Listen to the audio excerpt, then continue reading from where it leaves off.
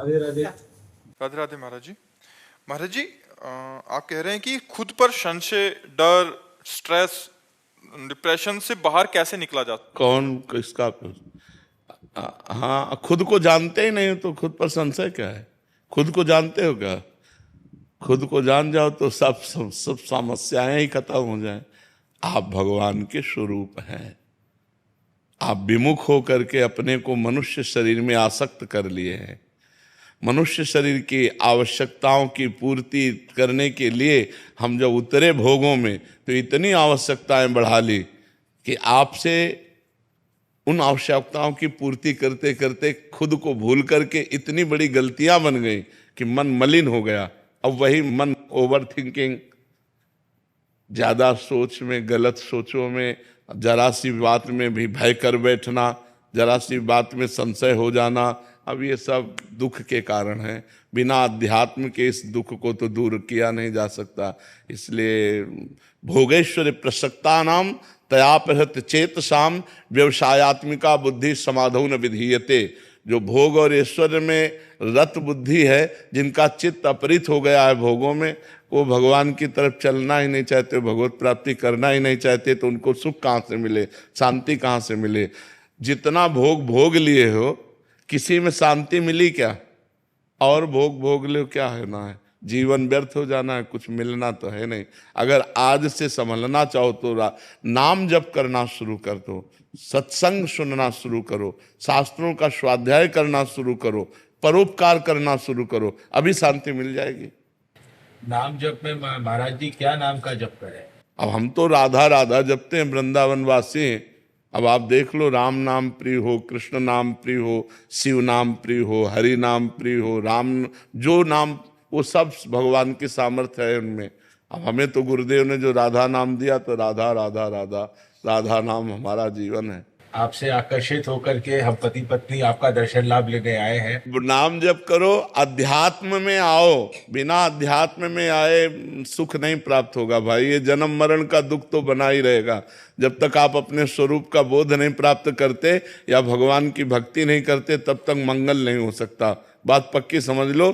चाहे अरबों रुपया बैंक में जमा कर लो, चाहे विश्व की सुंदरियां भोग लो, चाहे विश्व का सब वैभव एकत्रित कर लो, स्वप्न में भी शांति नहीं मिल सकती। शांति तभी मिलेगी जब परमात्मा बोध हो या भगवान के चरणों की भक्ति हो। दो में एक तो होना ही चाहिए। तो नाम जप करो, भगवान की आराधना करो, 4 रोटी में से 1 रोटी दूसरों को देने की कोशिश करो, परोपकार करो, तब मंगल होगा। पर जी आजकल ओवर थिंकिंग बहुत ज्यादा बढ़ गया है। क्योंकि जब अब सत चिंतन नहीं तो असत चिंतन ही तो होगा। मन फंसा करके तुम्हें दंड नहीं देगा, तुम मनमानी आचरण कर रहे हो तो देखो कितना पाप किया। उस पाप का क्या प्रायश्चित किया? तो इनको जलाएगा नहीं और क्या करेगा? इन्होंने कोई तपस्या की, कोई साधना की, कोई तीर्थयाटन किया, कोई धर्म कार्य किया, कोई भजन किया, लेकिन मनमानी आचरण सब होते रहे। सबसे हो रहे हैं, सबसे हो रहे हैं। हम कह रहे हैं ईमानदारी से इसी जन्म के अगर आप अपने पापों का चिंतन करें और उनका दंड मिले, तो आप सोचो कितना भारी दंड मिलेगा।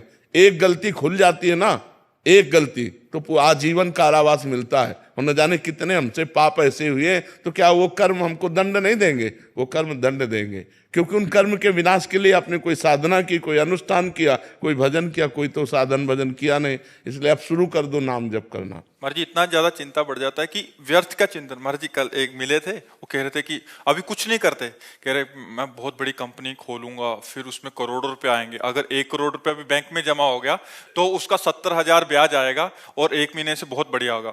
फिर इसमें चिंता हो रही थी, फिर उसमें कह रहे कि यार बड़े अकाउंट हो जाते तो सरकार की नजर हो जाती है, फिर सरकार की नजर होगी तो मेरा मेरा बैंक जब्त हो गया, तो फिर मैं मतलब वो व्यर्थ की चिंता, मतलब आगे आगे। एक थे ओली की जैसे कतल है, उनका एक भैंस लाऊंगा, उसका दूध निकालूंगा, फिर उसका घी बनाऊंगा, और जब घड़ा घी का भर जाएगा तो उसे बाजार में बेचूंगा, और बाजार में बेचूंगा तो ऐसे कई घड़े हो जाएंगे, और ऐसे कई घड़े जब बाजार में घी का बेचूंगा तो खूब रुपया मिलेगा, और जब रुपया मिलेगा तो दुल्हन बढ़िया मिलेगी, दुल्हन मिलेगी तो 3-4 बच्चे होंगे, और जब बच्चे होंगे हमारा कार नहीं मानेंगे तो हम कहेंगे हम कार नहीं मानते। इतने में वो उनका तो उनके घी का घड़ा रखा था, वो भी फूट गया, अब बच्चे भी नहीं, पत्नी भी नहीं, और डिस्टर्ब। उसी में टेंशन हो गया कि बैंक जब्त भी हो गया महाराज जी। ये मनोराज्य है, इसी में तो सबको फंसा है, संसार को यही मनोराज्य ही तो फंसा है। इसी से हटा करके भगवान के चिंतन में लगाना चाहिए, भगवान का नाम जप करना चाहिए। नाम जप नहीं करोगे तो इसी में फंसा है, इतना बैंक बैलेंस हो गया, और इतना हो जाए तो इतना हो जाए, ऐसा हो जाए वैसा, बस इसी में फंसा है। और इतना सोचते सोचते मर जाता है, होता कुछ नहीं, मर गया। जो मनुष्य जीवन इतना कीमती मिला था भगवत प्राप्ति के लिए, ब्रह्म बोध के लिए, वो भी हाथ से निकल गया। सुअर, कुत्ता, पशु पक्षी, नाना प्रकार की योनियों में से जाना होता है। नाम जप करो, सत्संग सुनो, शास्त्रों का स्वाध्याय करो, तभी बुद्धि पवित्र होगी। मोहनदास जी, राधे राधे महाराज जी। महाराज जी, भजन को कैसे बढ़ाया जाए? जैसे चाहते हैं होता नहीं है, पद में मन लगता है पर नाम जप में नहीं लगता महाराज जी। पद भी तो भगवान की परम पावन लीलाओं से युक्त है, पर उनको गाए तो तन्मयता पूर्वक गाए। जैसे स्वामी जी के केलिमाल जी के जो पद है ना, तन्मयता पूर्वक गावे। ये कौन बात जो अब ही और, अब ही और, अब ही और, एकांत किसी लता के नीचे बैठ जाओ और उच्च स्वर से गान करते हुए और उस पद की भावना में डूबो। जैसे प्यारी जू के लिए कह रहे ना, ये कौन बात जू प्यारी जू, अभी और आपका मुखारविंद, अभी और आपका मुखारविंद, अभी और आपका मुखारविंद। पाछे न सुनी अब हूँ, आगे हूँ न हुए है, ये गति अद्भुत रूप की और पाछे न सुनी, ना बहू ना आगे ही होगा। हे प्यारी जू, आपका क्या, जैसे एक पद में कहते हैं, प्यारी जू जब जब देखो तेरो मुख, तब तब नयो नयो लागत। अब उसी रूप की भावना करें, प्यारी जू की रूप की भावना। तो ये पद सीधे निकुंज रस में डुबाते हैं, सीधे प्रिया प्रीतम के प्रेम रस में डुबाते हैं। तो ऐसा नहीं कि अगर हम मंत्र जप नहीं कर रहे, नाम जप नहीं कर रहे, पद गायन कर रहे तो भजन नहीं है। नहीं, यही रसिकों का भजन है। पद गायन करते हुए श्यामा प्यारी कुंज बिहारी में डूब गए, रात दिन इन्हीं पदों को गुनगुनाओ और कुछ ना करो तो देखो निकुंज रस में प्रवेश हो जाएगा, प्यारी जी की सेवा का अधिकार प्राप्त हो जाएगा। क्योंकि ये पद सर्व समर्थ प्रियालाल की रसमयी लीला जो योगिंद्रों मुनिंद्रों के लिए दुर्लभ है। यो ब्रह्म रुद्र शुक नारद भीष्म मुख्य ही रालक्षितो न सहसा पुरुषस्य तस्य सद्यो वसीकरण चूर्ण मनंत शक्तिम तम राधिका।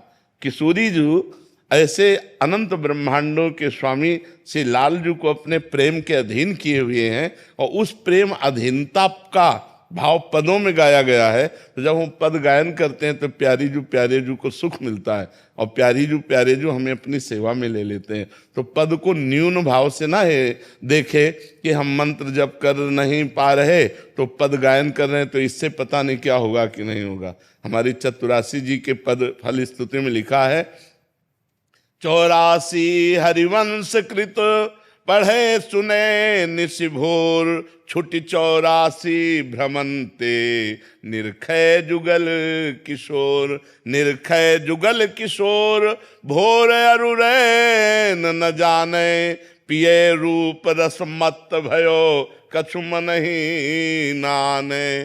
प्रेम लक्षणा भक्ति हो यही आनंदकारी, और वृंदावन वास सखी सुख के अधिकारी। कुंज महल की टहल सुख दंपति संपत्ति पाई है, जैसे रूप लाल हित प्रीति सो जो 84 गाय। केवल गायन का फल है कुंज महल की टहल सुख दंपत छुट 84 भ्रमंते निर्खय जुगल किशोर। प्रियालाल की लीला तव कथा मृतम तप्त जीवनम। भगवान की जो चर्चा है वो तो वही आनंद देने वाली। फिर ये तो प्रियालाल का प्रेम रस है, ये तो और अद्भुत गाढ़ रस है जो योगिंद्रों मुनिंद्रों के लिए भी दुर्लभ रस है जी।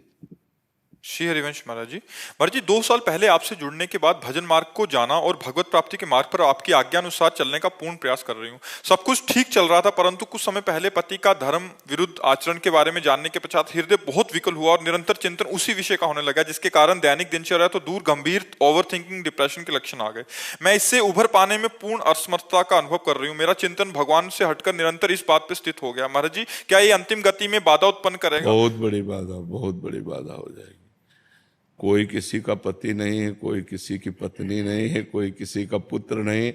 अगर अपने धर्म से कोई चलता है तो हम धर्म पालन के लिए उसका सहयोग करते हैं, और अधर्म से चलता है तो अंदर से संबंध हटा दें, नहीं तो ममता से ही तो नाश होता है।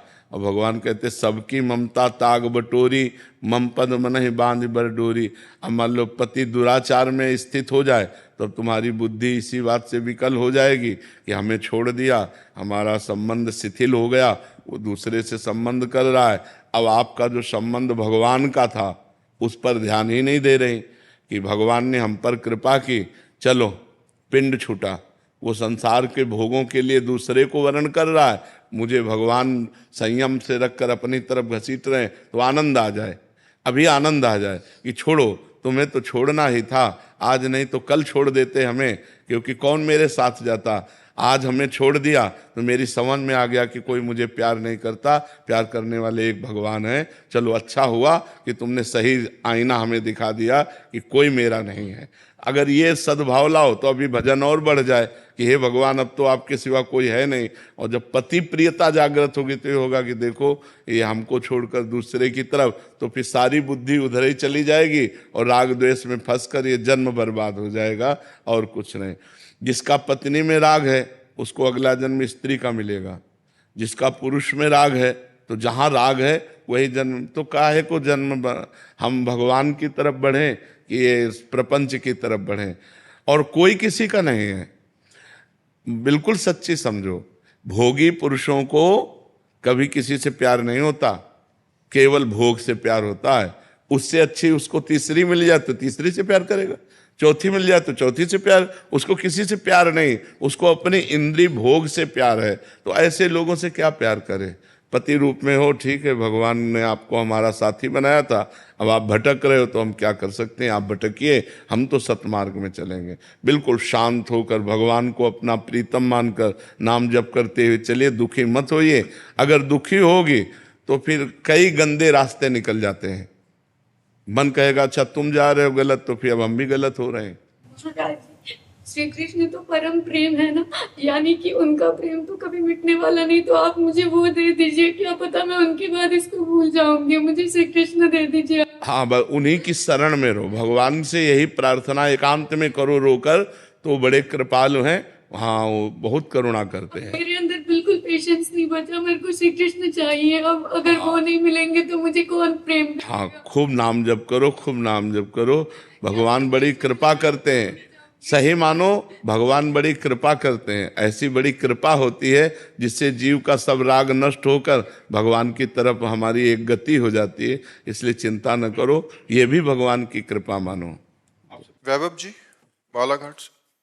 राधा वल्लभ श्री हरि। श्री हरिवंश महाराज जी, भगवान श्री कृष्ण जी गीता जी में कहते हैं कि सत भी मैं हूं और असत भी मैं हूं, और ना मैं सत हूं ना मैं असत हूं। महाराज जी, इन दोनों भाव कैसे समझे महाराज जी, इन दोनों बातों को? पहली बात तो है, जब तक भगवान का भजन नहीं करोगे, बुद्धि शुद्ध नहीं होगी, तब तक भगवान की बात को समझना बड़ा कठिन है। भगवान कहते हैं मैं सत हूं और मैं भी असत हूं। तो असत क्या है और सत क्या है? जो आप ये देख रहे हो ये सब असत है। इसमें जो दिखाई नहीं दे रहा है वो सत है। जो दिखाई नहीं दे रहा वो कौन है? वो ईश्वर का अंश, परमात्मा अंश, परमात्मा स्वरूप सत है। वो दृष्टि से कहाँ दिखाई दे रहा है?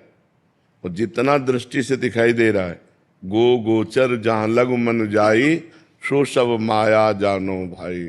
जहाँ तक हमारी दृष्टि जाए, जहाँ तक हमारी इंद्रियां जाएं, जहाँ तक हमारा मन जाए, वो सब माया है। जहाँ मन का प्रवेश नहीं है वो सत है, वो अपना स्वरूप है।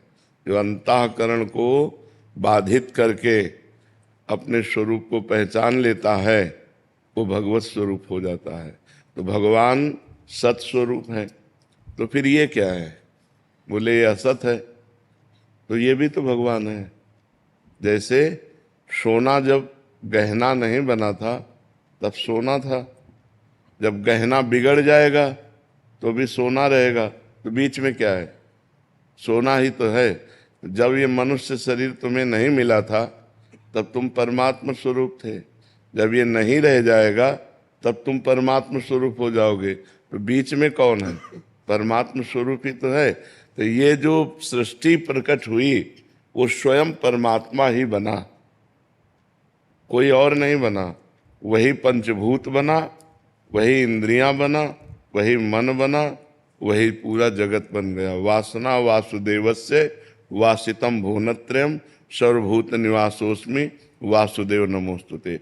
वो वासुदेव भगवान अपनी ही इच्छा से अपने आप को इस संसार के रूप में प्रकट कर लिया। तो जब बोध होता है तो होता है वासुदेवा सर्वमित समात्मा सुदुर्लभा, सब भगवान वासुदेव पूरे के पूरे, इतना भी कुछ नहीं है, केवल भगवान ही भगवान है। बात समझ में आई?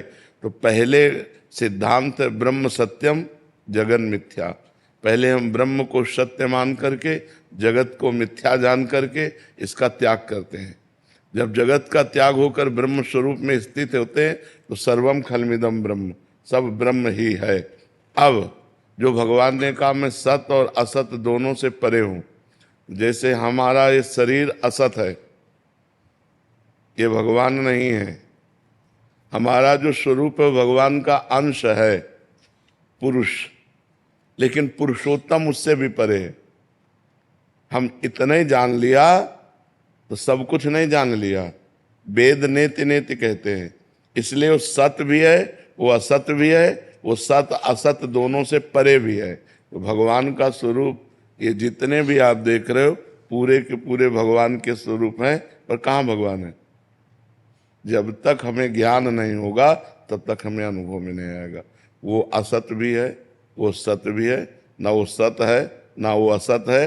वो क्या है आज तक पूर्ण रूप से कोई नहीं वर्णन कर पाया। वेद भी नेति नेति करके वर्णन करते हैं, तो इसीलिए संत महात्मा जन अनुभव कर लेते हैं, अनुभव करके उन्हीं में लीन हो जाते हैं। जैसे समुद्र की तरंग समुद्र ही है, वायु विकार होने के कारण तरंग नाम पड़ा, जहां वायु विकार हटा तो समुद्र में लीन हो गई। समुद्र से करोड़ों तरंग उत्पन्न होती है, लेकिन एक तरंग क्या समुद्र उत्पन्न कर सकती है? क्या नहीं कर सकती ना। ऐसे ही हम करोड़ों अंश रूप में भगवान के हैं, लेकिन भगवान तो समुद्र है।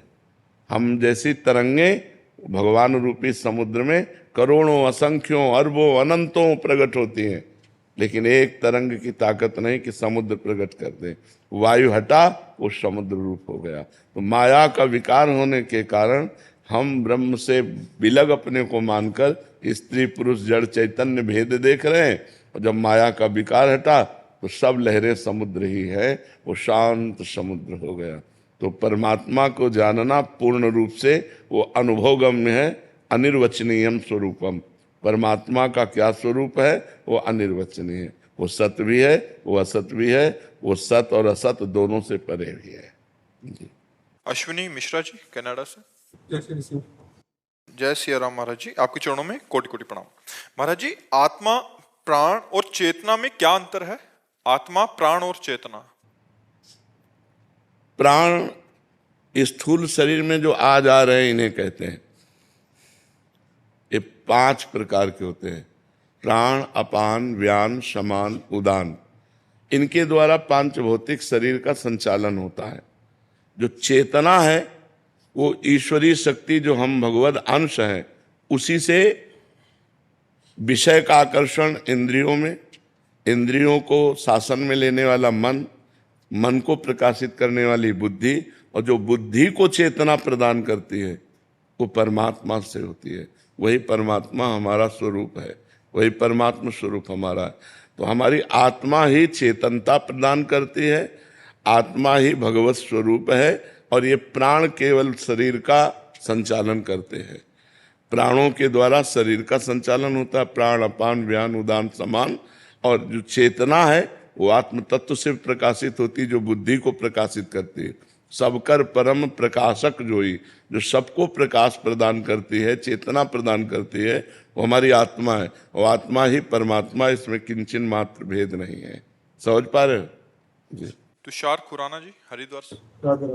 राधे राधे महाराज जी, नाम जप के दौरान अगर मन भटक रहा हो लेकिन भक्त का भाव सच्चा है तो क्या भगवान उस जप का फल देते हैं, उसको स्वीकार करते हैं? भाव सच्चा ना हो तो भी फल प्राप्त होता है। हमने कई बार सत्संग में बताया कि जैसे अग्नि में दाहिका शक्ति है, तो हम प्यार से छुएं, श्रद्धा से छुएं तो वो जला देगी, अश्रद्धा से छुएं तो जला देगी, भूल से छू जाए तो जला देगी, क्योंकि उसमें दाहिका शक्ति है। ऐसे भगवान के नाम में पाप नाशक, तारण शक्ति, सुख प्रदान करने वाली, भगवान को अधीन करने वाली अनंत शक्तियां विराजमान है। तो इसीलिए गोस्वामी तुलसीदास जी ने कहा, भाव कुभाव अनख आलसहु, नाम जपत मंगल दिशि दसहु।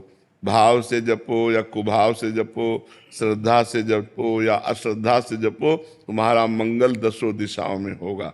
प्रारंभ में सबका मन भजन में नहीं लगता, भजन करते करते, अभ्यास करते करते हमारा मन भजन में लगने लगता है। और जब मन भजन में लगने लगता है तो मन पवित्र हो जाता है। जब मन पवित्र हो जाता है तो उसे भगवदानंद मिलता है। निर्मल जन मन सो मोहि पावा। जहां उसे भगवदानंद मिला, विषयानंद छूट गया।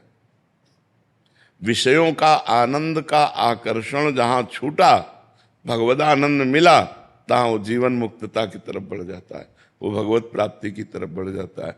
इसलिए किसी भी साधक को ऊबना नहीं चाहिए, उकताहट नहीं होनी चाहिए, जल्दीबाजी नहीं होनी चाहिए। धैर्य पूर्वक खूब नाम जप करे और मन से लड़ता रहे। मन गलत संकल्प करेगा, गलत जगह ले जाना चाहेगा, गलत क्रियाएं कराना चाहेगा, गलत दृश्य देखना चाहेगा, तो हमको बहुत सावधान रहना है। सबसे ज्यादा साधक को सावधानी एकांत में रखनी है। जब वो अकेला हो, एकांत लेटा हो, बैठा हो, उस समय उसको बहुत सावधान रहना है। तो एकांत पाकर अधकचरे योगी के ऊपर मन अपना हावी होता है और हावी होकर उससे गलत चिंतन कराता है, गलत दृश्य दिखाने की चेष्टा करता है। अब जैसे मोबाइल है, एकांत में है, आप नाम जप कर रहे हैं बहुत, लेकिन वो मन आपको जबरदस्ती मोबाइल खुलवाएगा और गलत दृश्य देखने के लिए विवश करेगा, गलत संकल्प करेगा, गलत क्रियाएं करने के लिए विवश करेगा। जिस साधक का एकांत पवित्र है, वो साधक का जीवन पवित्र है। समाज में तो सब होश में रहते हैं, हमारा जो होश उड़ाता है मन, वो एकांत में होता है। तो एकांत में मन हावी होकर अपनी मनमानी कराना चाहता है, इसलिए उसकी एक भी बात न माने। एकांत में बहुत सावधान होना चाहिए। जब अकेले कमरे में बैठे हो या शयन करने जा रहे हो, उस समय बहुत सावधानी की जरूरत है कि मन हम पर हावी होकर कोई गलत क्रिया न करा ले, कोई गलत दृश्य न दिखा दे, कोई गलत संकल्प न बना दे, कोई गलत मनोराज्य में न ले जाए। अगर हम ऐसी सावधानी रखेंगे तो नाम धीरे धीरे खुद अनुभव कराने लगेगा कि हमको कितना आनंद प्राप्त होता है। भरत जी चंडीगढ़ से। राधे राधे महाराज जी, शील प्रभुपाद जी को मैंने अपना गुरु स्वीकार किया है। महाराज जी, शारीरिक रूप से वो तो अभी संसार में नहीं है, तो क्या मात्र उनके उपदेश का पालन करके और हरे कृष्णा महामंत्र का जप करके भगवत प्राप्ति का मार्ग प्रशस्त हो? हाँ, हो सकता है। भगवान नाम में अपार सामर्थ्य है और संत महात्मा अंतर ध्यान जरूर हो जाते हैं, पर उनकी वो सत है ना, तो उनकी सत्ता है, कभी अभाव नहीं होता। ना सते विद्यते भाव, ना भाव विद्यते सता।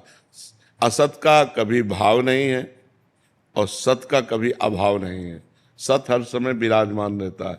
तो सत्संग, जब हम किसी महापुरुष का अपने हृदय से प्रिय भाव से वर्ण कर लेते हैं, जैसे हमने रामकृष्ण परमहंस जी को वर्ण कर लिया, उड़िया बाबा को वर्ण कर लिया, किसी भी महापुरुष, तो वो सत महापुरुष है, वो थे, हैं, रहेंगे। त्रिकाल सत होता है, सत त्रिकाल सत होता है।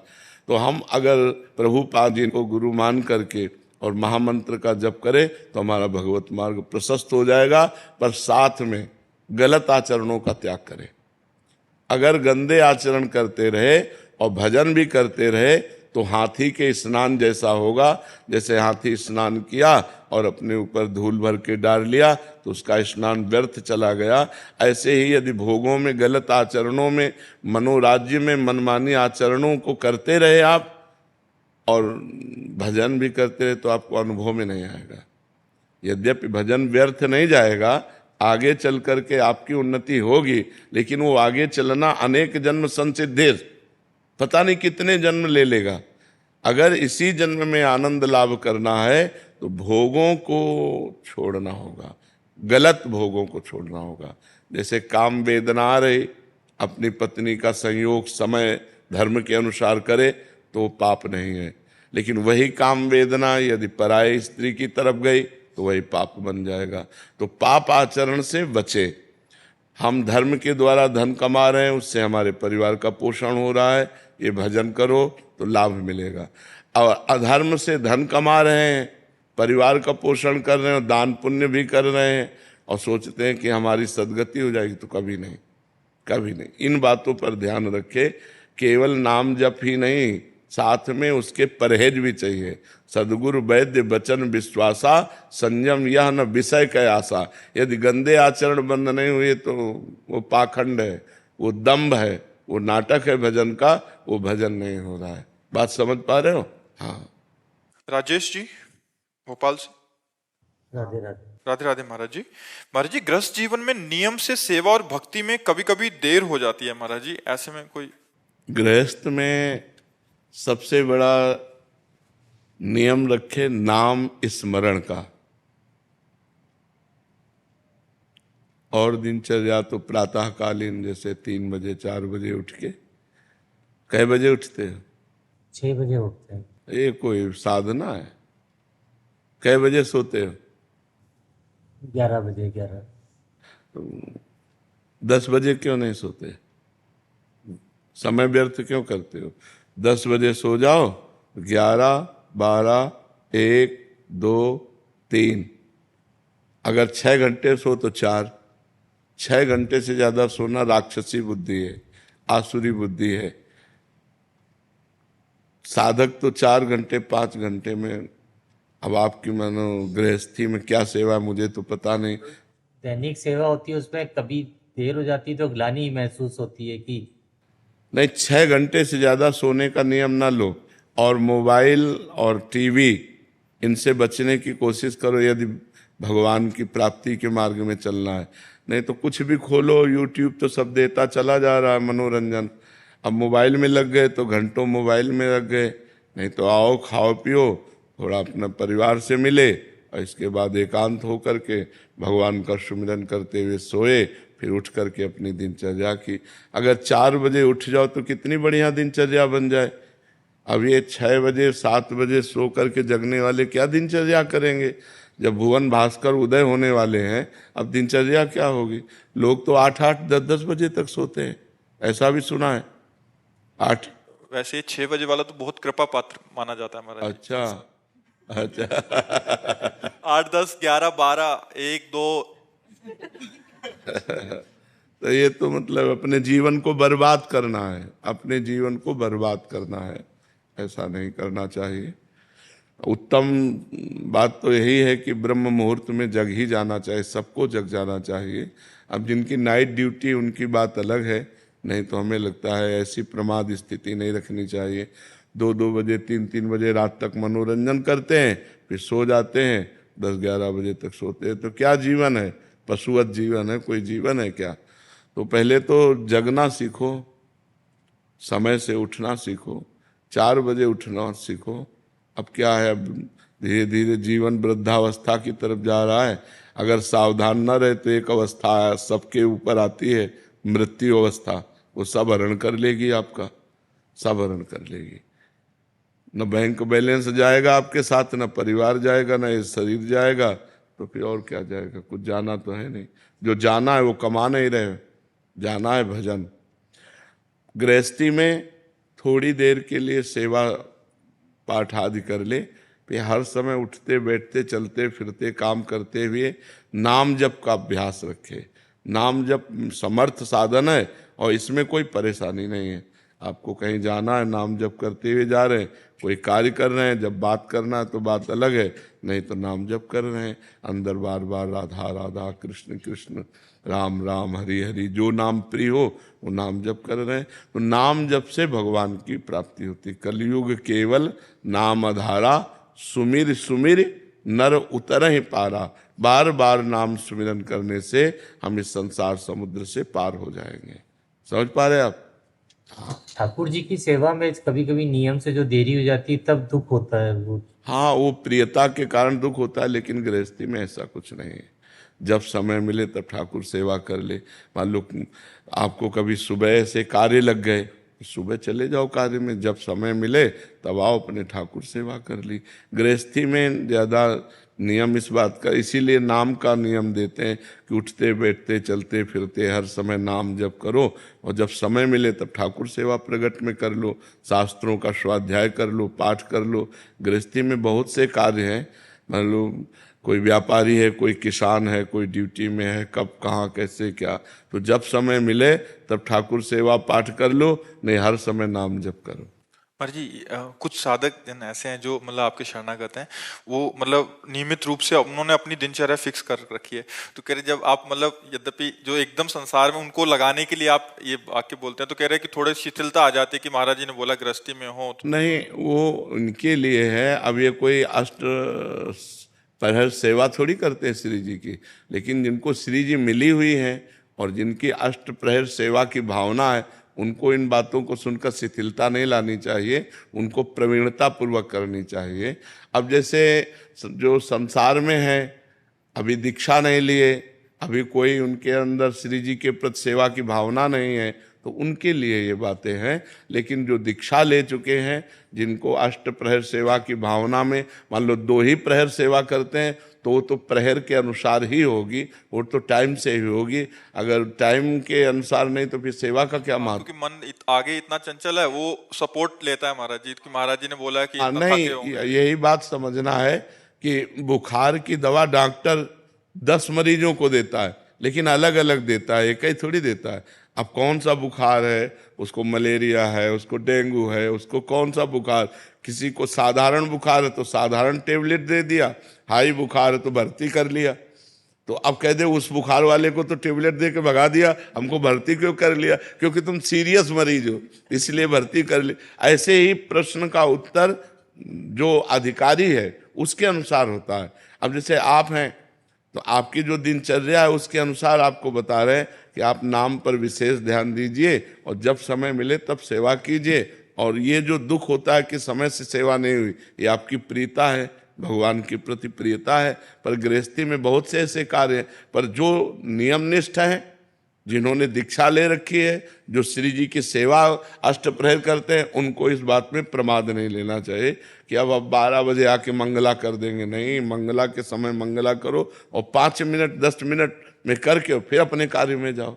नहीं महाराज जी, जब आप कहते हैं ना गृहस्थी में बहुत ज्यादा कार्य होते हैं तो बड़ा सुख सा मिलता है, कह रहे कि ले ये महाराज जी सपोर्ट कर रहे हैं, अभी चलो महाराज जी भी समझ रहे हैं हमारी बात। नहीं, अलग अलग है, अलग अलग है जी। सुरजीत सिंह जी, महाराज जी मन को संतुष्टि कैसे मिलती है? परमात्मा की प्राप्ति के बाद, अन्यथा नहीं। तब लग कुशल न जीव को, सपने हो मन विश्राम, जब लग भजत न राम को, शोक धाम तज काम। आपकी कितनी अवस्था शरीर की है? 48 वर्ष में कौन सा ऐसा भोग है जो आपने भोगा नहीं? विचार करके देखो। तो क्या मन शांत हो गया? क्या मन संतुष्ट है? तो जब तक भगवान की प्राप्ति नहीं होगी तब तक ये संतुष्ट नहीं होगा। तब लग कुशल न जीव को, सपने हो मन विश्राम, जब लग भजत न राम को, शोक धाम तज काम। जब तक कामनाओं का त्याग करके भगवान का भजन नहीं होगा तब तक मन ये शांत नहीं होगा। चाहे इसे दुनिया के भोग दे दो। एक आदमी को सब वैभव भोग सामग्री मिल जाए और वो भगवान से विमुख हो तो कभी शांति नहीं मिल सकती। और कुछ ना हो और भगवान का भरोसा हो, संतोष हो, नाम जप हो, अरे वो चैन से आराम से सो जाएगा। उसे टेबलेट नहीं खाना पड़ेगा, उसे नींद का टेबलेट नहीं खाना पड़ेगा, वो चौड़े में सो जाएगा। भगवान का भरोसा हो, हृदय में संतोष हो, नाम जब चल रहा हो, इससे बढ़िया जीवन क्या है। अब सबके हृदय में असंतोष है, सब भगवान से विमुख होने की वाली क्रियाएं कर रहे हैं, तो कहाँ से मन संतुष्ट होगा, कहाँ से मन शांत होगा। शांत तो शांत स्वरूप भगवान है, शांताकारम। और आश्चर्य की बात है, भुजग शयनम, सांप की सैया पर शयन कर रहे हैं, शांत है। सांप को देखकर अशांति हो जाएगी, और शेषनाग पर शयन करते, शांताकारम भुजग शयनम। तो भगवान ये दिखाते हैं कि भारी प्रतिकूलता में भी शांति तभी आ सकती है जब तुम हमारा चिंतन करोगे। भगवान का चिंतन करो तो शांति मन को मिले, भगवान का भजन करो, बुरे आचरणों का त्याग करो, तो फिर आनंद की अनुभूति हो, तब भगवान की तरफ आनंद मिले तो मन शांत होगा। बिना भगवान के भजन के मन शांत नहीं हो सकता, चाहे लाख उपाय कर लो, लाख भोग दे लो, थोड़ी देर राजी होगा, फिर ये अशांत हो जाएगा, फिर वही नए नए भोग मांगता हुआ। देखो इतना जीवन हो गया, अब आगे का जीवन जितना बचा है उसे भगवान में लगा लो, चाहे भोगों में लगा लो। भोगों में लगाओगे तो जीवन व्यर्थ चला जाएगा। अभी सावधान हो जाओगे, रामकृष्ण हरि नाम जपने लगोगे तो ये धन आपका मंगल करेगा, आपका कल्याण करेगा। प्रियंका मिश्रा जी।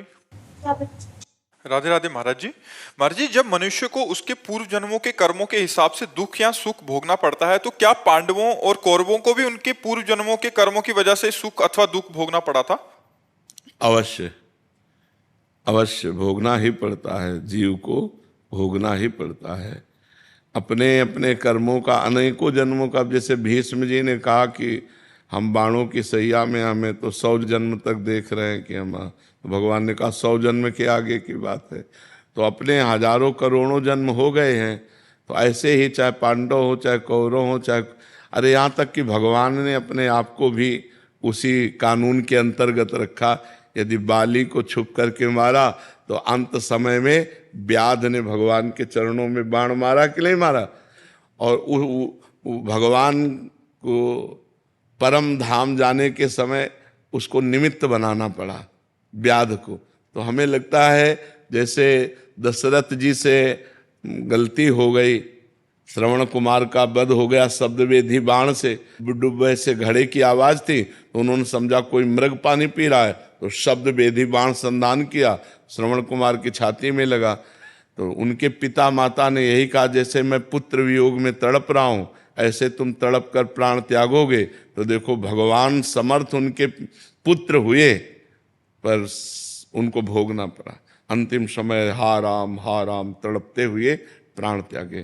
तो हमें लगता है कि कर्मों का भोग सबको भोगना पड़ता है, चाहे ऋषि हो, चाहे महात्मा हो, चाहे दुष्ट हो, चाहे पुण्यात्मा हो। हाँ, जो इस जन्म में अपने नए कर्म सुधार लिए तो उन भोगों को भोग लेगा, आगे उसका परम मंगल हो जाएगा। महाराज जी, युधिष्ठिर तो धर्मराज थे, फिर तो धर्मराज को नहीं भोगना पड़ेगा क्या? धर्मराज से त्रुटि हो गई मांडव्य ऋषि के द्वारा, तो उनको विदुर जी के रूप में आना पड़ा। वो तो धर्मराज जी के अंश से थे, तो हम भगवान के अंश सीधे, वो तो धर्मराज के अंश हैं और हम किन के अंश हैं? तो हमें भोगना पड़ रहा है कि नहीं? अरे वो तो धर्मराज के अंश है, हम तो भगवान के अंश हैं, नहीं है? तो हमको जब भोगना पड़ रहा है तो धर्मराज के अंश वाले को नहीं भोगना पड़ेगा? वो तो धर्मराज के अंश हैं, हम तो भगवान के अंश हैं, सीधे भगवान के अंश है, कोई मिलावट नहीं है। तो अब ऐसा थोड़ी कि एक ही युधिष्ठिर जी जो जन्मे तो पहली बार सृष्टि में जन्मे हो, नहीं, पीछे कई बार जन्म हो चुके हैं उनके। धर्मराज के कई बार जन्म हो चुके हैं, अरे ब्रह्मा के कई बार जन्म हो चुके हैं। राजसूय यज्ञ में एक चीटा की टांग टूट गई थी, वो 3 टांगों से एक अन्न का कण लेकर बड़ी मुसीबत से जा रहा था। तो अर्जुन जी ने देखा, कहा प्रभु राजसूय यज्ञ में सब आनंद लूट रहे हैं, बेचारा एक चीटा, क्या कभी इसको सुख मिलेगा? तो भगवान ने जानते हो क्या कहा? 14 बार इंद्र बन चुका है ये, 14 बार ये इंद्र बन चुका है। तो अब आप विचार करो, अब आप सोच सकते हो कि इंद्र 14 बार इंद्र पद पर बैठा हुआ चीटा बना हुआ, इंद्र की पदवी में महाराज नहुस और सीधे अजगर योनि में पहुंचे। तो ऐसे ही जीव की बड़ी गतियां होती हैं। तो वो तो धर्मराज के अंश से, हम भगवान के अंश से, हमें अपने कर्मों का भोग भोगना पड़ता है, तो फिर धर्मराज के अंश से क्या है? नहीं, साक्षात धर्मराज विदुर जी हैं कि नहीं, और कितना कष्ट भोगना पड़ा। और धर्म के अंश से युधिष्ठिर जी हैं, तो वायु के अंश से भीम जी हैं, तो सब भोगना पड़ता है। अवश्य में भोक्तव्यम कृतम कर्म सो, अनेक जन्मों का जाल बिछा हुआ है कि इस जन्म में कौन कहाँ हुआ, इसके बाद वो धर्मराज में लीन हुआ, फिर वो धर्मराज के अंश से वो युधिष्ठिर के रूप में जीव आया। तो ये बड़ी लीलाएं भगवान की, वो ये भगवान ही जान सकते हैं, पर भोगना अवश्य पड़ता है जी। प्रवीण जी। राधे राधे। राधे राधे महाराज जी। महाराज जी, अगर मेरी पत्नी पूजा पाठ कर रही हो तो क्या उसका फल उसके पति को प्राप्त होता है क्या महाराज जी? नहीं, उसका चिंतन, उसका भजन उसको पूरा का पूरा प्राप्त होगा। आप यदि साधन भजन करेंगे तो आपने पाणी ग्रहण लिया है, आपकी अर्धांगिनी, उसको प्राप्त होगा। लेकिन उसका साधन भजन किया हुआ, वो चाहे आपको दे तो आपको प्राप्त हो सकता है, नहीं तो नहीं। आप चाहो या ना चाहो, वो चाहेगा। जैसे आप गंगा स्नान करने गए तो उसका आधा पुण्य फल उसको मिलेगा, क्योंकि वो अर्धांगिनी है। पाणी ग्रहण आपने किया, उसने थोड़ी आपका हाथ रखा है, आपने उसका हाथ पकड़ा है। तो पाणी ग्रहण किया है, तो पति का किया हुआ धर्म पत्नी को मिलता है। लेकिन पत्नी जो स्वयं धर्म करती है, वो चाहे तो पति को दे, नहीं तो स्वयं में वो परमात्मा प्राप्ति के लिए समर्थ हो सकती है। तो करना चाहिए आपको। पत्नी पूजा करती तो आप भी पूजा करो।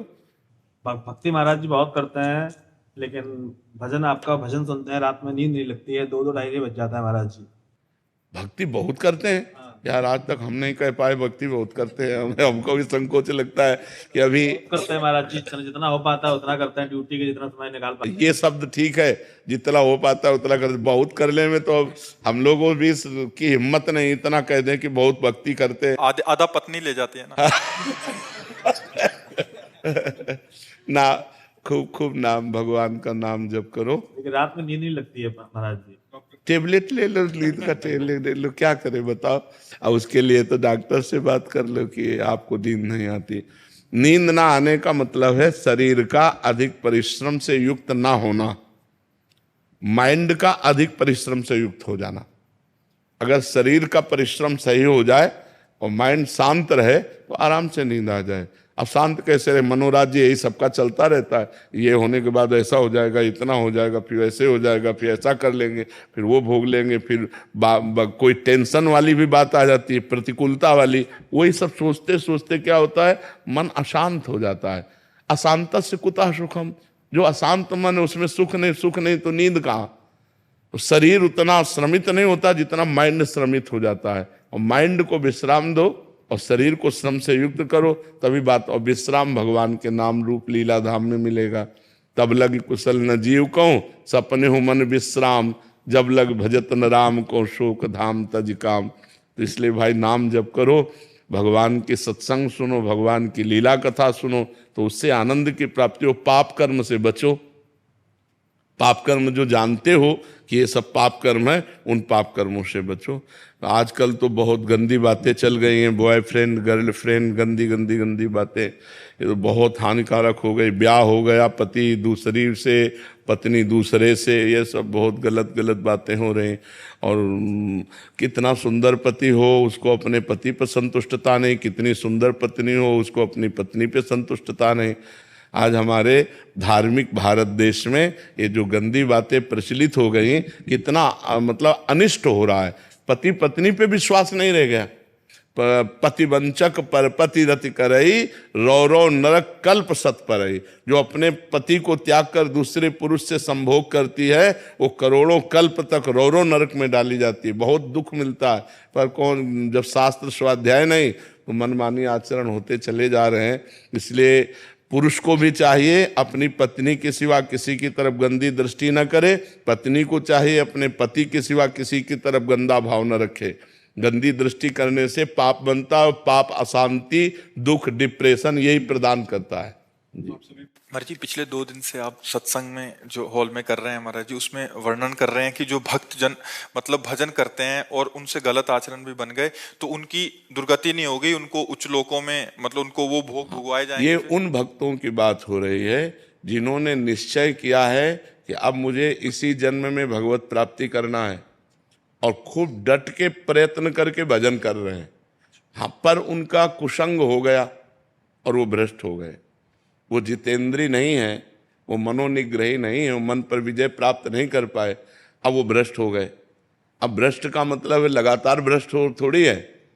अब वो भ्रष्ट हो गए, प्रयासरत थे भजन में, उनका लक्ष्य था भगवत प्राप्ति, और शरीर पूरा हो गया, भगवान के दर्शन नहीं हो पाए, भगवत प्राप्ति नहीं हुई, तत्वबोध नहीं हुआ, तो उस भ्रष्ट का क्या गति होगी? भगवान श्री कृष्ण से अर्जुन जी ने पूछा कि उस भ्रष्ट की क्या गति होगी? तो भगवान ने बताया कि ऐसे जो भ्रष्ट होते हैं वो नरक तो जा नहीं सकते, क्योंकि भगवान का नाम जप करते थे, भगवान के मार्ग में थे, भगवान के आश्रित थे, वो नरक नहीं जा सकते।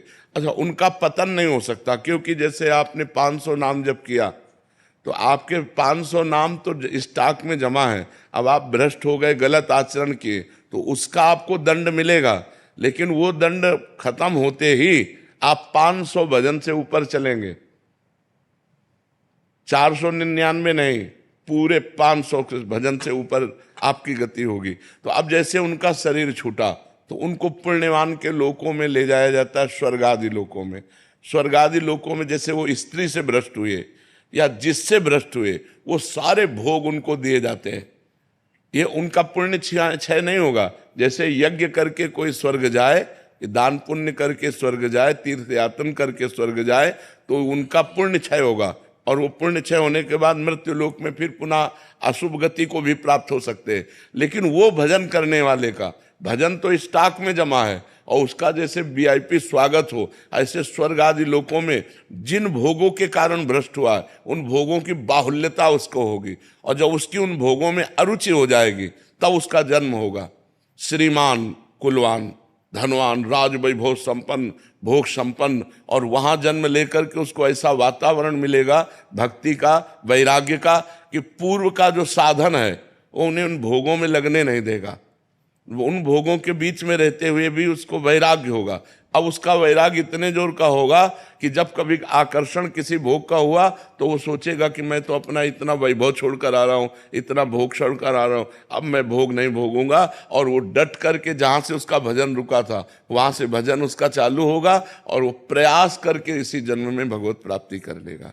अगर कहीं फिर चूक हो जाती है तो फिर उसको वही गति प्राप्त होगी, वो स्वर्ग आदि लोगों को भोग करके, वो मतलब पतन नहीं हो सकता। पर जी फिर जो थोड़ा भी भजन करने वाले का पतन नहीं होगा, नहीं वो नहीं, मतलब बिल्कुल एक ट्रैक उसका चेंज होगा। हाँ, इसीलिए तो हम सबको प्रार्थना करते हैं, नाम जप करो, नाम जप करो, कैसे भी करो, भाव से करो, कुभाव से करो, जैसे भी करो। मानो आप बुरी आदत नहीं छोड़ पा रहे तो भली आदत पकड़ लो ना, तो कम से कम तुम्हारे पास बुराई के साथ साथ बहुत बड़ा भजन भी तो है जो तुम्हारी हर जगह रक्षा कर लेगा, तुम्हारी बुराइयों का नाश करके ये तुम्हें उन्नति प्रदान करेगा।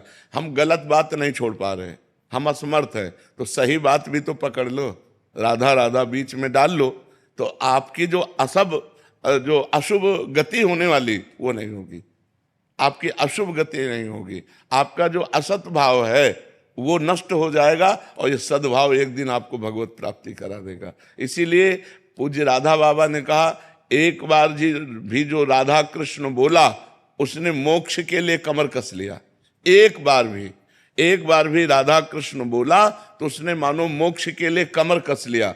अब एक बार राधा कृष्ण जो बोला तो उसका पतन नहीं हो सकता, वो नरक नहीं जा सकता, क्योंकि भगवान का नाम उसके पास। जी तो बहुत बड़ी बात है, शब्दों में तो छोटी लगी। हाँ, तो इसीलिए तो, पर सबकी रति कहाँ होती है इसीलिए कहा गया है कि भगवान जब कृपा करते हैं तो संत संग देते हैं, क्योंकि संत संग से भगवान के नाम रूप लीला धाम में आसक्ति हो जाती है। बिना सत्संग के नाम जप होगा ही नहीं। तो अगर नाम थोड़ा भी जप लिया तो मंगलमय हो जाएगा, उसका पतन नहीं होगा, वो कभी अधोगति को प्राप्त। नामे भक्ता प्रणश्यति अपिचेत सुदुराचारो भजते माम अनन्य भाग साधुरेव समंतव्य सम्यक व्यवसिता। ऐसा सुदुराचारो माने होता सांगोपांग दुराचार करने वाला, भरपूर दुराचार करने वाला। अपि चेत सुदुराचारो, बहुत भारी पापी आदमी, अब उसको सत्संग मिल गया, और उसने सुना कि मैंने तो बहुत पाप किए और पाप कर रहा हूं, मेरा कल्याण कैसे हो सकता है? एकमात्र भगवान ही है जो हमारा कल्याण कर सकते हैं। तो सम्यक व्यवसिता ऐसा उसने अपनी बुद्धि में बैठा लिया कि मैं नीच हूं, पापी हूं, पापाचरण हो रहा है, पर मैं भगवान की शरण में हूं, अब भगवान ही मेरा उद्धार करेंगे। और कृष्ण कृष्ण कृष्ण कृष्ण, राधा राधा राधा, और पाप कर रहा है, वर्तमान में पाप कर रहा है, तो भी उसकी दुर्गति नहीं होगी। भगवान कह रहे उसे साधु मानो, मैं उसको साधु बनाऊंगा। करो सद्य ते साधु समाना, अपिचेत सुदुराचारो भजते माम अनन्य भाग। साधुरेव समन्तव्य, उसे साधु मानो, क्योंकि अब मैं बनाऊंगा साधु। क्षिप्रम भवति धर्मात्मा, अब मैं उसे शीघ्र धर्मात्मा। और भगवान जिसे साधु बनाना चाहे वो असाधु रह कैसे सकता है?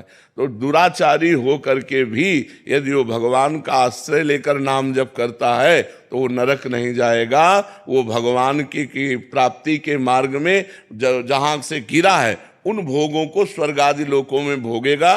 जो बड़े बड़े पुण्यात्माओं के लिए दुर्लभ वस्तु है वो उस भजनानंदी को भोगने को मिलेगा, और फिर बड़े पवित्र कुलों में, राज वैभव कुलों में उसका जन्म होगा। कोई साधारण नहीं, क्योंकि नाम जप उसने किया है, इसलिए नाम जप अवश्य करना चाहिए। महाराज जी ये तो हो गया कि वो भजन कर रहा है, फिर वो अपने उससे जाएगा। महाराज जी एक शरणागति का मार्ग आप बिल्कुल साथ साथ में चलाते हैं, तो महाराज जी शरणागति का इसमें सिद्धांत क्या रहेगा? उसमें तो प्रभु खुद बचाते हैं, आप कहते हैं कि उसको, तो महाराज जी वो मार्ग इसमें शरणागति में जब हम भगवान की शरण में होते हैं तो जहां हमें भ्रष्ट होना होता है वहां भगवान कहते करो सदा तिनके रखवारी, जिमि बालक राखे महतारी। अगर अभिमान है भगवान की शरणागति होने के बाद भी तो गिरना पड़ेगा, नहीं तो भगवान बचा लेंगे। और भगवान का शरणागत अगर गिर भी जाता है तो इसी जन्म में उसको इतना कष्ट दिया जाएगा कि उसके पाप का मार्जन हो जाएगा, और अंत में भगवान उसकी स्मृति बनेंगे, और उसको ये सब अगला जन्म नहीं होगा, स्वर्ग नहीं जाएगा, वो इसी जन्म में भगवान को प्राप्त। भगवान उसके अहंकार का भी नाश करने का विधान करते हैं। हाँ करेंगे, जरूर कर, क्योंकि वो तो ऐसा ही है ना। हाँ भगवान उसके अहंकार का विनाश करेंगे, और उसको ये नहीं सोचना चाहिए कि भगवान ने हमारी रक्षा क्यों नहीं की, क्योंकि तुम्हारा अहंकार जो है वो उसका नाश करने के लिए कि तुम कुछ नहीं हो। जब ये समझ में आ जाए मैं कुछ नहीं हूं और हे नाथ केवल, तो भगवान केवल इस संबंध से कल्याण कर देंगे। भगवान ने कहा है मत चित्ता सर्व दुर्गाणी मत प्रसादात तरिष्यति, इसमें साधन नहीं बताया। मत चित्ता सर्व दुर्गाणी मत प्रसादात तरस्यति, जो मेरी शरण में आ गया तो मेरे प्रसाद माने कृपा से वो सब दोषों से मुक्त होकर मेरे को प्राप्त कर लेता है एक ही जन्म में। भगवान की शरण होकर भगवान का भजन कर रहा है, अगर कहीं गिरने के चांस आए तो भगवान उसकी रक्षा करते हैं। अगर रक्षा नहीं की तो तुम्हारे अहंकार का नाश होने के लिए वो भगवान लीला करेंगे, पर ज़्यादा दिन वो लीला टिकेगी नहीं मायामयी, वो तुरंत निकल करके फिर परमार्थ में चलेगा और भगवान को प्राप्त। क्षमा कीजिएगा महाराज जी, पर ये मार्ग और ज्यादा आसान लगता है। हाँ तभी तो शरणागति दुर्लभ वस्तु है, शरणागति हृदय से हो जाए तो निहाल हो जाए। मत चित्तान, भगवान कह रहे मत चित्ता, मत चित्ता, मेरे में चित्त लगाने वाला, बस भगवान आप ही मेरे, हमारे में तो कोई ना मैं इंद्रिय विजयी हूँ ना मन विजयी हूँ। हे नाथ आप ही मेरा कल्याण करो, हे पतित पावन प्रभु आप देख लो। ऐसे भक्त का कभी ना में भक्ता प्रणश्यति, ऐसे भक्त का नाश नहीं होता। भगवान कहते मत चित्ता सर्व दुर्गाणि मत प्रसादात तरिष्यति, मेरे में चित्त लगाने के कारण सारे दोषों का मैं नाश कर देता हूं, और मत प्रसादात तरिष्यति, मेरी कृपा से वो मुक्ति को प्राप्त हो जाता है। मेरी कृपा से वो एक जन्म में ही भगवत प्राप्त। भगवान सब कुछ कर सकते, करतुम अकर्तुम अन्यथा करतुम, एक है साधन पक्ष और एक है कृपा पक्ष। तो जो भगवान की शरण में कृपा पक्ष से है वो साधन करते हुए भी अगर कहीं लड़खड़ा जाता है तो उसके दोषों को प्रभु मानते ही नहीं। जन अवगुण प्रभु मान न काऊ, दीन बंधु अति मृदुल स्वभाव, उसके दोषों को मानते नहीं, दोष है उसका कल्याण कर देते। मत प्रसादात तरिष्यति, मेरी कृपा से वो पार हो। महाराज जी एक और समाधान से, महाराज जी साधन पक्ष भी देते हैं प्रभु और कृपा पक्ष भी देते हैं। महाराज जी कृपा पक्ष किनको देते हैं महाराज जी? जो सत्संग में, साधु महात्माओं के सत्संग में अपने को अनाधिकारी समझ पाए कि मैं तो नहीं मन को जीत पाऊंगा, इंद्रियों को भी नहीं जीत पाऊंगा, पर भगवान को तो प्राप्त ही करना है, तो हे भगवान मैं आपके शरण में हूँ, मैं जैसा भी हूँ, हे पतित पावन, हे भक्त जन रंजन, जैसा भी हूँ नाथ मैं आपका हूँ। अब आप देख लो, आपको जो कराना है हमसे करा लो, भजन कराना है भजन करा लो, जितेंद्रियता जैसे आप चाहो वैसे चला लो प्रभु, मेरे बस में नहीं, मैं तो सिर्फ आपकी, हे नाथ मैं आपकी शरण में हूँ। अंदर से जो बार बार भगवान की वो शरणागति, और जिसका अच्छा ऐसे से ऐसा ऐसे से ऐसा वो हर साधन को पकड़ता हुआ चल रहा है, वो भी भगवान का कृपा पात्र है, क्योंकि साधन पकड़ रहा है पर उसमें कुछ अहम है, उसमें अपनी बुद्धि का भरोसा है, और उसमें बुद्धि का, जैसे शरणागति के दो प्रकार बताए, एक बिल्ली के बच्चा की शरणागति और एक बंदरिया के बच्चा की शरणागति। बंदरिया के बच्चा की शरणागति विवेकवान, साधन संपन्न, उसको इशारा भगवान देंगे कि भ्रष्ट होने का अवसर आ रहा है। जैसे बंदरिया अपने बच्चे को इशारा देती जब छलांग लगाना होता है, ऐसे करेगी तो कस के पकड़ ले, अब वो छलांग मारी, अगर कस के ना पकड़े गिरे तो गिर जाए। वो इशारा देगी कि मैं छलांग मार रही हूं, जरा सा ऐसे बच्चे को संभालेगी, बच्चा समझ जाता है कि अभी छलांग लगाने वाली है और कस के पकड़ लेता है। ऐसे ही भगवान इशारा देंगे कि माया का आक्रमण होने वाला है, तुम्हारे सामने प्रश्न आने वाला है, तुम सावधान विवेकवान हो, इसलिए अपने आप को पकड़ करके बचाओ, साधन को पकड़ लो कस के। और लेकिन जो बिलैया के बच्चा की शरणागति है वो ऐसे तुम्हें ले जाना है जहां ले जाओ, हमें झटका वटका से कोई मतलब नहीं है, इशारा दे मैं हूं, चुप हो जाए। अब वो बिलैया क्या करती है, अपने मुंह में दबा के ले जाती है। जिन दांतों से चूहों को मारती है उन्हीं दांत, वही मुंह में दांत है, लेकिन इतनी सेफ्टी से उस बच्चे को पकड़ती है, जहां उसको ले जाना होता है स्वयं ले जाती है। ऐसे ये अजात पक्षायु मातरम खगा, ये बहुत सुंदर मार्ग है। जैसे जिस पक्षी के बच्चे के अभी पंख नहीं निकले, घोंसले में बैठे केवल माँ की बाट जो होता रहता है, ऐसे जो केवल भगवान